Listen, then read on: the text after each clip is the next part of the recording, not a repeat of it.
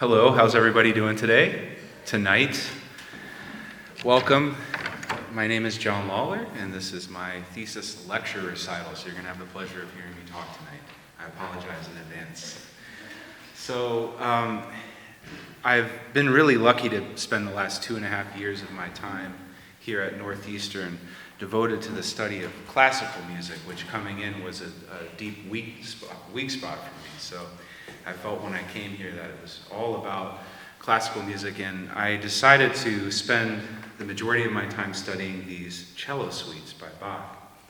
And it was through a daily regimen over the last 2 years of practicing these suites and having the opportunity in various classes here at Northeastern University that I was also able to take a deeper dive in various ways. Their historical facts, as well as how they were composed, and a bit of how they function as solo pieces. And through that study, I was, and a lot of my friends here, I know that I was always asking a lot of people here, which version of the cello suites do you listen to, And the version that became my favorite was by the cellist Mstislav Rostropovich. And Rostropovich recorded these suites twice in his life. First, early on, he was one of the first to record them in their entirety live. And then later on in his life, in the early 90s, he recorded them live once again, but this time 2 discs, as well as he created a documentary. And he filmed them in France, and he stayed about a 15-minute walk away from the church where he recorded them every day. And this documentary, wonderful idea, is they also precursed it. Every morning they would meet him at his apartment where he had his cello and his piano out. And he gave a bit of a discourse on each suite before recording them. So as part of this documentary, which I became familiar with, for the first time I saw a cellist and a brilliant conductor and composer who was approaching the suites not at the cello, but at the piano. And that was really interesting for me. It created this spark for me where I started to hear the suites in a much different way. So I immediately started taking the suites that I was working on myself, movements from the suites, and sat down at the piano. And because of my background, certain different things started to come out. I started to hear these suites in a much different way. And fortunately for me, I have professors here at Northeastern University who kept telling me, well, embrace that. Don't shy away from it. There's nothing wrong with approaching them the way that you would like to see fit. So before we get started on the performance of these suites, I'd like to take you on a little bit of that journey, and I want you to check out this clip with me of Rostropovich explaining the prelude number 2 before we play it. This is Mstislav Rostropovich.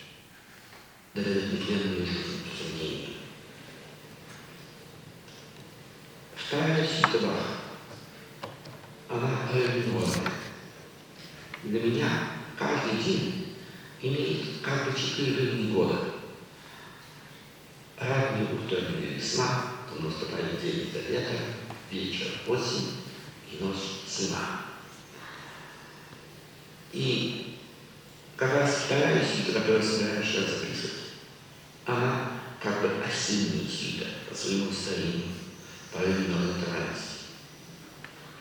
В этой ситуации много замечательного. Она контрастна по отношению к первой ситуации, контрастна своей глубиной, но минорным ощущением. Я всегда с восторгом и с преклонением думаю, как в прелюдии используется Бахом первые 3 ноты. Всего 3 ноты начала прелюдии. Ре, фа и ля. Наверное, легче показывать, потому что здесь нижний регистр виден, и верхний регистр мы видим. Легче понять, чем на виолончели, там очень трудно разобраться, где верхний и нижний регистр. Вот, если мы возьмем начало прелюдии Баха из второй сюиты, 3 ноты, которые дают полностью краску ре минора и полностью настроение дают. Вот. Ре, фа и ля. Затем, завоевав вот эту квинту, мелодия откатывается вниз на полтона ниже. Захватывает до диез, это дает ей энергию прийти на полтона выше, чем там была высшая вершина, и приходит к си бемолю. Теперь откатывается вниз, набирает энергию и завоевывает целую октаву от ми до ми. После этого скачка энергия исчезает постепенно и делает петлю. Эта мелодия уходит вниз.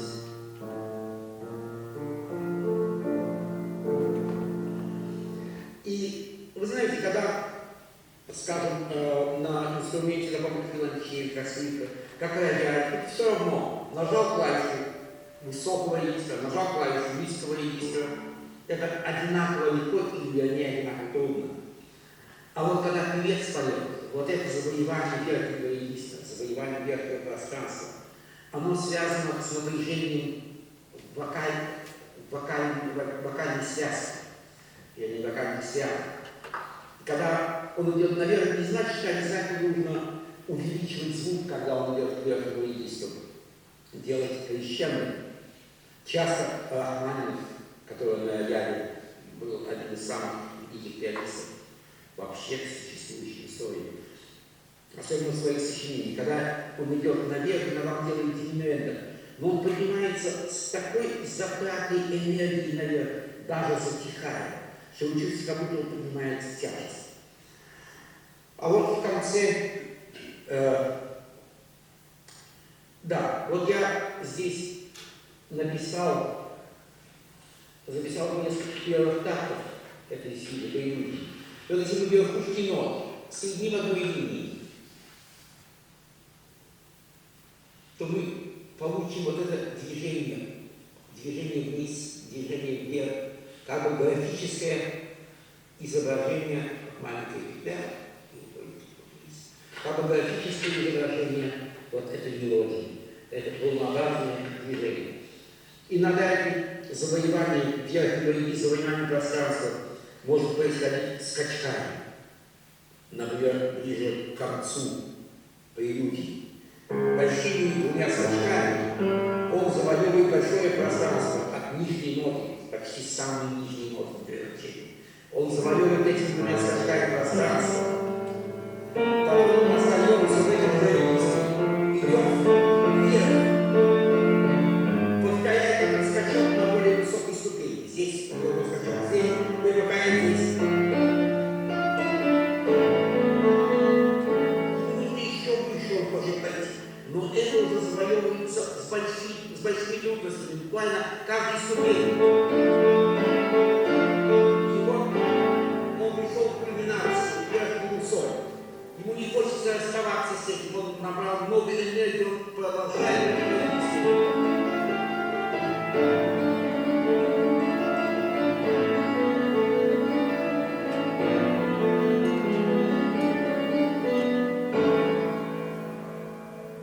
Он обрывает, уже дальше невозможно, энергия кончился. После большой паузы наступает совсем другая музыка и очень тихо.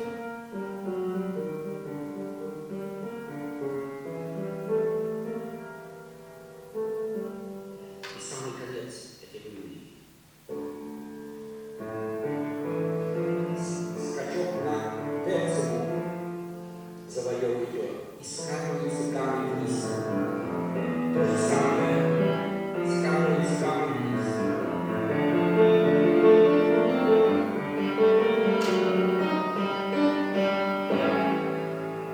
И как бы хоральными аккордами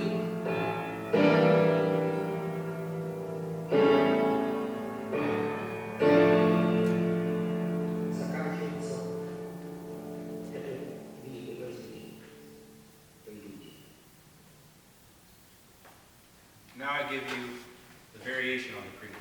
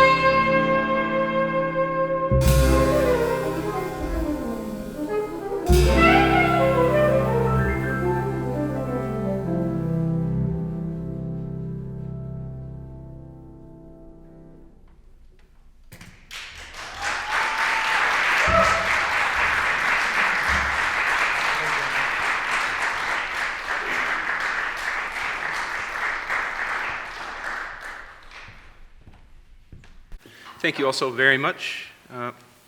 Now it's on. Is it on? Yes. So before we get any further into my approach on the variations, I'd just like to hopefully enlighten some folks in this room with some fun facts I've learned about the cello suites in my time here at Northeastern. So they were composed between 1717 and 1723. This was during a time in Bach's life where he was during his tenure in Köthen in Germany. So this was his middle period, known as, right before he landed his gig in Leipzig.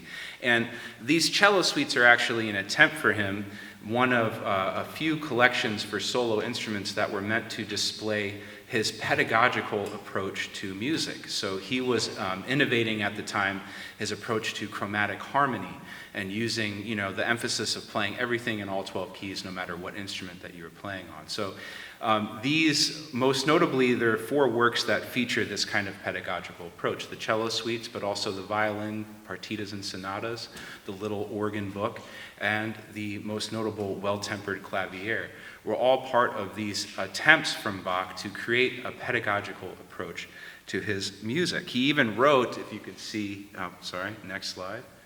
He even said, "In praise of all the Almighty's will and for my neighbor's greater skill." How about that for a cat, right?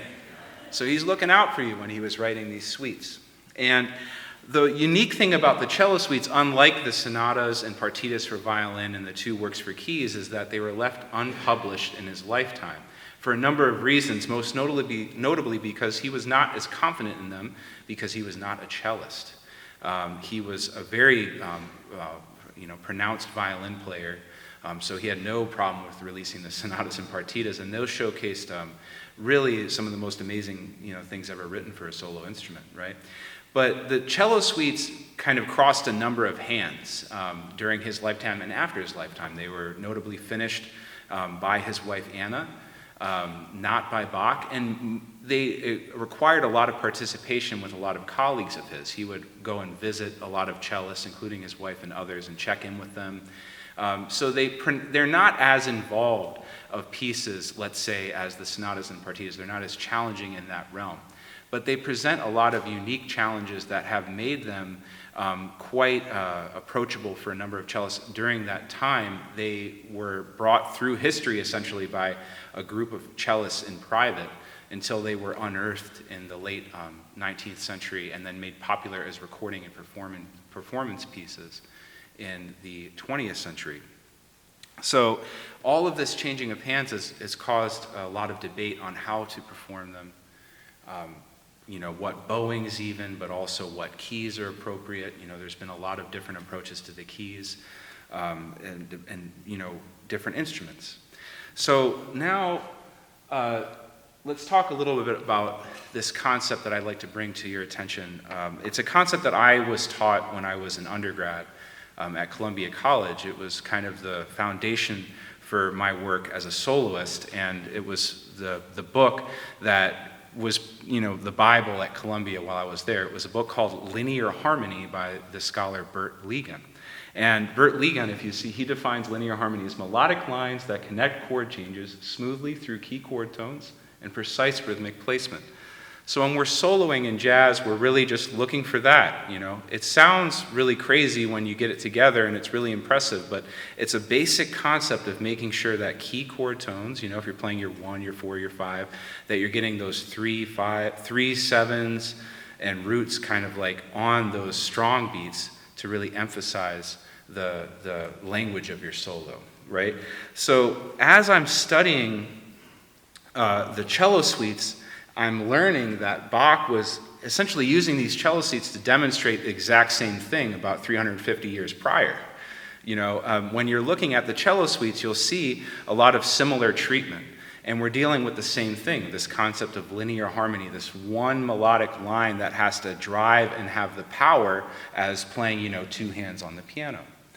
So I started to see a lot of similarities right away with this technique, but then once I got hip to the Rostropovich documentaries, I really started to think about these suites in a much different way, and that's where these arrangements came about. So before we go into the saraband, my next arrangement, I'd like to just briefly demonstrate a little bit of this concept as it is in his suite. So this is the saraband as it was written by Bach, and this is the classical approach to harmonic analysis for the saraband. So if you see here, one of my professors just reminded me that the saraband, all of these cello suites are based on popular dances of the time. The saraband is a waltz, and waltz is in 3, but the emphasis isn't on 1, it's on 2. So on a saraband you have 1, 2, 3, 1, 2, 3. So with this piece, that means that if the emphasis rhythmically is on beat 2, we should see a lot of harmonic changes happening on beat 2, and that's exactly what we see here. Here's, even in bar 1, we have our 1 chord, C major, C, root, 5th, 3rd, and then we have our 4 chord, right on beat 2, a strong 3rd and root. And you can see that pattern happens the whole way through, right? Here again. We have our first suspension chord here, but then look, right on beat 2, that really strong 3. Right? So every one of those changes is happening on beat 2. Right? And this is how music was recorded at that time, and as someone familiar with Baroque music, you would see that. I didn't see that. What I saw was this. I saw pop chord changes. I'm sitting at the piano, and my teachers are like, all right, you got to analyze this piece. And I'm like, well, what about this, man? You know? Because I'm seeing this whole different thing. So here is what I was kind of seeing behind this harmony, is I'm seeing almost pop chord changes. And through this process, I started to hear the church in Bach. You know, he's a church man. So let me introduce you to saraband and variation.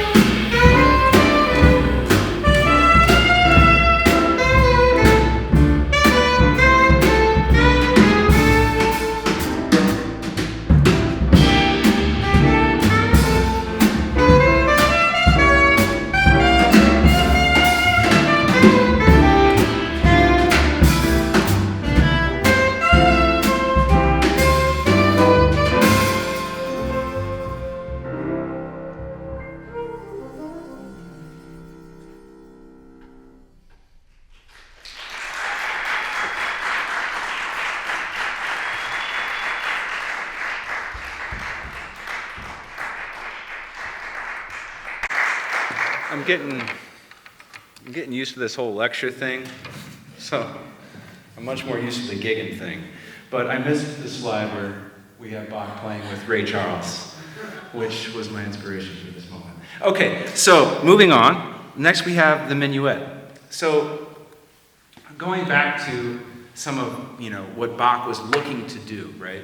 We're talking about how Bach, the chromatic master, the fugal, the counterpoint master, and he's really trying to develop a style of pedagogy because he's traveling around Köthen, or not in Köthen, but he's traveling all across Europe at this time, and he's really getting tired of the touring life, essentially. So he's looking to become a music instructor at a big church, the biggest gig you can get, right? So he's developing this pedagogy on a number of different instruments so that he can show the viability for him in any situation he has value and merit as an educator. So looking at this minuet, we have, in the Bach suites, we do have moments where Bach is attempting to really drive home fugal and counterpoint writing on the cello, which is by far, there's the least amount of presence of fugal writing in these cello suites out of the 4 pedagogical approaches, right, on these instruments. But in suites number 2, 5, and 6, we do have a great deal of attempts. And one of the reasons why I was assigned this minuet in my bass lessons was specifically because it features a separate bass line from the melody. So if you're looking clearly, you can see we have that D minor followed by the C, and we have all these descending bass lines happening on top of the melody. And part of our job as a string player is to make those lines pronounced. It's one of the biggest discussions you'll ever have with the cello suites, with any string players. How do we get, even with the sonatas and partitas, how do we get these lines to sound equal or when they need to accompany? But as I'm focusing on this bass line, I'm hearing something entirely different. I'm hearing a descending funk pop bass line, kind of like Hit the Road Jack. Ba-dum, ba-dum, the road jack, and don't you come back no more. No. I'm hearing that in this descending bass line here. So I decided to take a variation approach in which we could dive a little bit further into ways that Bach's minuet could be approached as a pop song, right?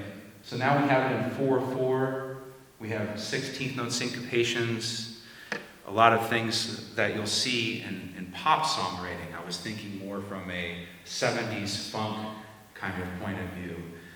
D'Angelo had just passed away when I was working on this work too, so I had him in mind. God rest in peace, So here is minuet and variation.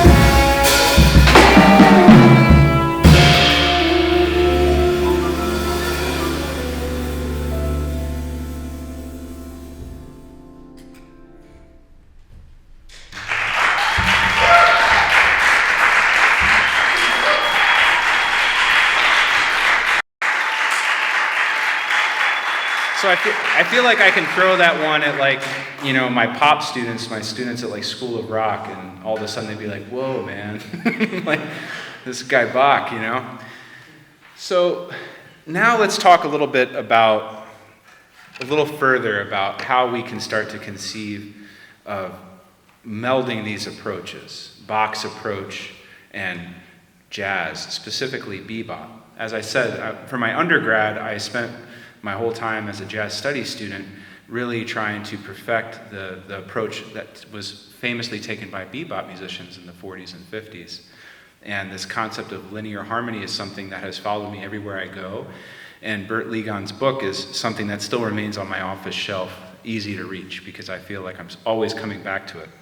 And so that was definitely the case here, and I was finding use for it when I was studying Bach. So how do we, bring these different approaches together? So as we talked about, Bach, he encouraged his students to strive to improvise, always being a master of improvisation like Bach was. So that's really what the kernel of these works is about. It's about helping you become a better improviser, not a better reader, right? So how do we take some of these concepts and we blend them? And specifically, a lot of what he's doing anticipates like everything we see in jazz music, specifically in bebop with the music of Charlie Parker.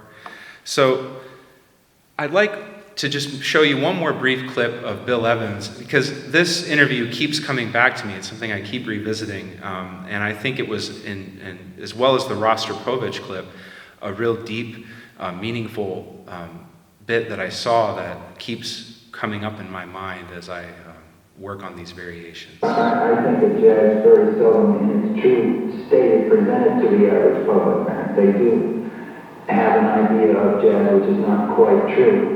But the way I feel about it is that it is the only form of art that, in the way America has created and given to the world in this century or in the past few centuries, let's say. But I think it's more of a revival in a different form of what went on in classical music before. In other words, in the 17th century, there was a great deal of improvisation in classical music, as you know.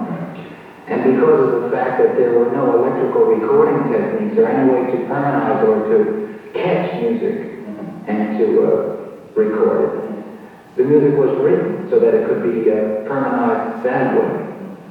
And so slowly but surely, the writing of the music and the interpreters of the written music gave way to more and more interpretation and more cerebral composition and less improvisation. So finally, improvisation became a lost art in classical music, and we had only the composer and the interpreter. So the composer even very seldom improvised, or didn't have to, say around the late 1800s or the turn of the century. But jazz, in a way, has resurrected that process, which I call the jazz process. Now, jazz, as we tend to look at it, is a style. But I feel that jazz is not so much a style as a process of making music. It's the process of making music, making 1 minute's music in 1 minute's time. Whereas when you compose, you could make 1 minute's music and take 3 months to compose 1 minute's music. Now, that's the only basic difference. Now, it so happens that because of historical circumstances and where jazz was born or whatever, came from Mississippi and American music and American culture and all, we think of jazz as a stylistic medium now, which in a way it is. But I think we must remember that in an absolute sense, jazz is more of a certain creative process of spontaneity than a style. Therefore, you might say that Chopin or Bach or Mozart or whoever improvised music, that is, was able to make music of the moment, was in a sense playing jazz.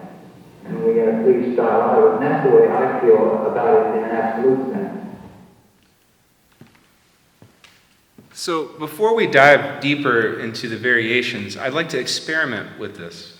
If what Bill Evans is saying is true, which I do think so, and if these concepts are so meldable, how do we bring them into a classroom? How do we make them effective ways of teaching? How do I bring both Bach and bebop into a classroom and be able to demonstrate their viability to the approach? So I'm going to ask the band and me, we're going to play a very famous song by Charlie Parker called Moose the Mooch. It's based on rhythm changes. I've got rhythm, I've got music. But this is the bebop version, which means fast and a lot of notes. But what I want you to do as listeners is pay attention. Are we hearing those important sounds on the strong beats, just as we do with Bach? And are we hearing the right harmonic movements, those changes happening at crucial moments rhythmically in the song that make it easier for you as a listener to understand what's going on without feeling disinterested, but more brought in by this approach? So here's our attempt. We're going to have Amr over here. He's going to play just one hand on the piano. so that we can really get into this whole linear concept. So here's Moose the Mooch.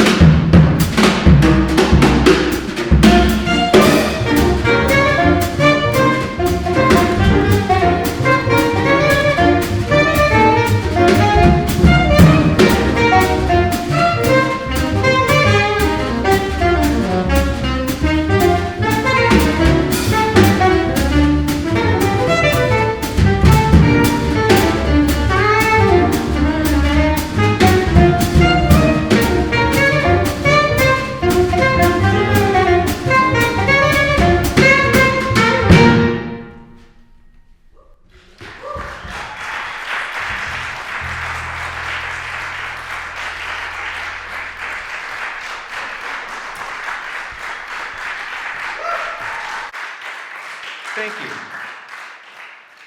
So, lecture recital, thesis lecture recital. Coming into this program, I was really concerned about coming out with something that I could teach people.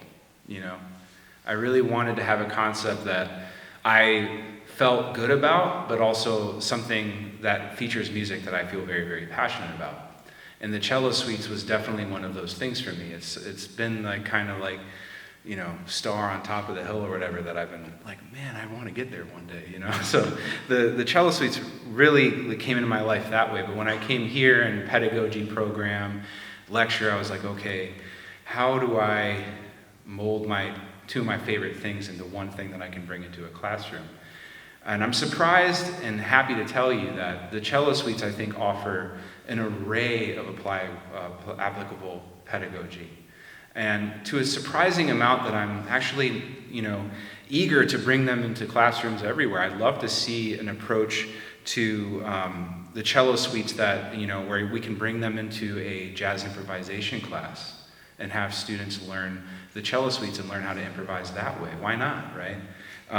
The same thing with composition. That was what brought about the variations. Was I was thinking, well, how can I use these cello suites to demonstrate their variability to learn how to compose, right? But then I don't have a lot of classical music experience. Well, that's okay, Some of my students might not have that either. So that's what brought the variations to these different stylistic conclusions. Was I had professors that were going, oh, it's okay, you can do the Bach church thing, that's cool. And I was like, all right, cool, man, I'm going to do the sarabande as a church thing, So that was really how it came about. And also, not only that, but they are super essential as technical etudes. But I will say that I wish I would see them used on other instruments more often, I think that they're limited to strings much too often. Any instrument that is capable of the cello's range is certainly capable of performing the suites, and I feel like there's a lot that can be gained. Even as a singer, this effective skills for improvisation, I think, might have been a better title for the cello suites and all of those underneath. So for this very last piece, I approached the jig. The jig is usually the last number of the suites for a number of reasons, most importantly because it is a fast dance and it's a good way to wrap things up and go to the party, which I think we're planning to do after this as well. So the jig is usually in a 6/8 time. It's a fast dance, and these first couple of bars,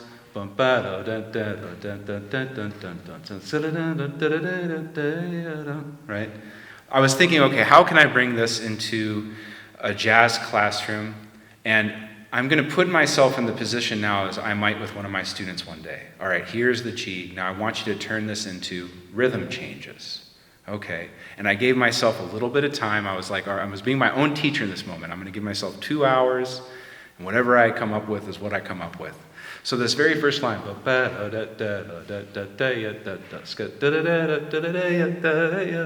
becomes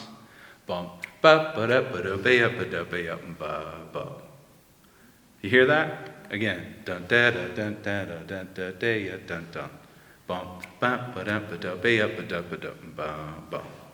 So what I've done is I've blended both the bebop language, the diminished language that is used most commonly for the approach in bebop soloing, and I sat with Moose the Mooch Head side by side with the jig, and I just went for it. So here is jig in variation.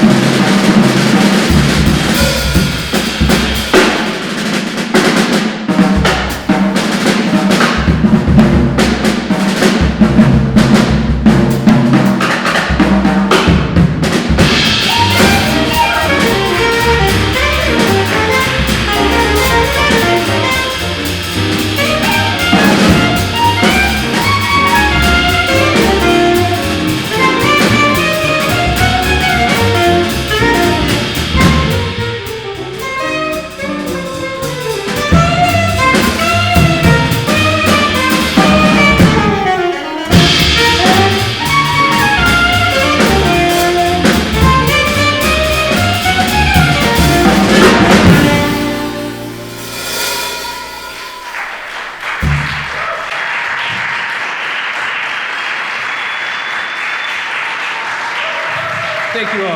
Thank you all so much.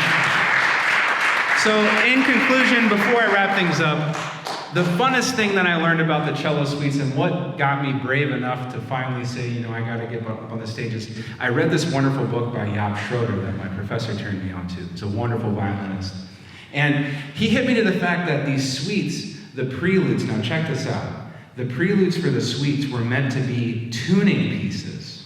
So they're meant to be warm-up pieces, right? I mean, when you hear the preludes now, it's like the most amazing thing, but I can't imagine going to like a dance gig with the cellist there, and the prelude,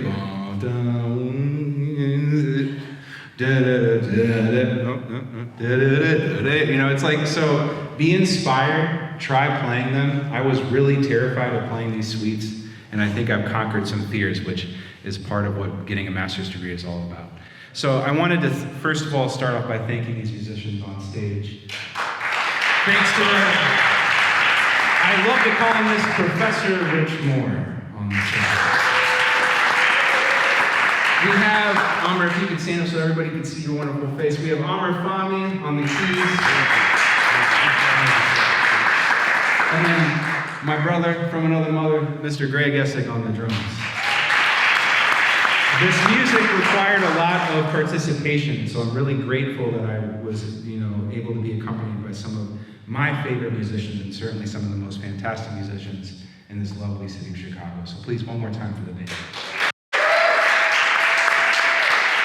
I also just want to, none of this would be possible if it weren't for the pedagogical approach of our professors here at Northeastern University. I think they do a really wonderful job of having you find your passion and then lock onto it and then just drive it home. So give it up for Northeastern and the professors here. Many of them I wanted to thank my family for coming here, and very important, I really wanted to thank my beautiful wife, Sarah, and our kiddies.